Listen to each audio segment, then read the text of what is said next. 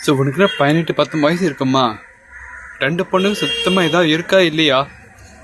படிக்க பொண்ணு வயசு பண்ணுற காரியமாக இது. நடு ரோட்டில் குடிச்சிட்டு 2 பேர் வந்து பப்ளிக்கில் இந்த மாதிரி அசிங்கமாக பேசுவீங்க.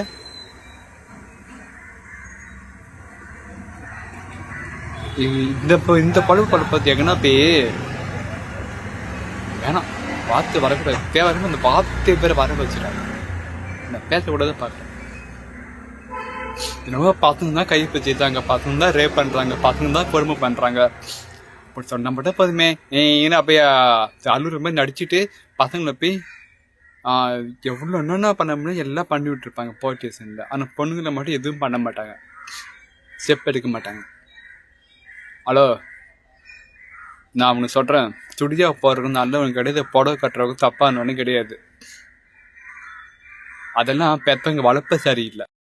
மா சூப்பர்மா, பெற்றவங்களுக்கு அதுக்கப்புறம் சொந்தங்களுக்கு நல்ல பேரை வாங்கி கொடுத்துட்டேன்.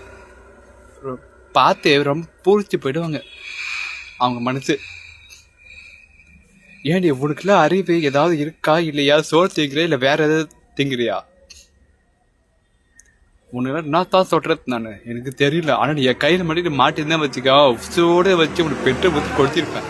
இல்லையா அதை நாடி நடுறோம்னா இத்து வச்சு அறுத்துட்டு இருப்பேன். உன்ன கொன்னா கூட திருந்தா ஜென்மங்க ஒன்ன மாதிரி.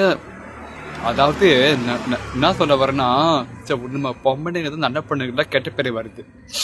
பசங்க பண்ணியிருந்தா மட்டும் அடிச்சு படிச்சு போட்டு உட்கார சோசியல் மீடியா கிளி கிடிச்சு மாவு கட்டு போட்டு அனுப்பியிருப்பீங்க. ஆனால் பொண்ணுங்களை மட்டும் மூட்டி கம்னு இருப்பீங்களா?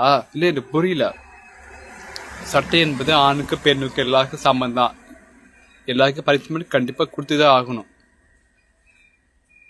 வீடியோ பிடிச்சிருந்தா லைக் பண்ணுங்கன்னு, உங்கள் கருத்துக்களை கமெண்ட் சொல்லுங்கள், உங்கள் ஃபேமிலிக்கு ஷேர் பண்ணுங்கள், பக்கத்தில் பெல் ஆல் கிளிக் பண்ணுங்கள். எல்லாம் வீடியோ உடனே வரும்.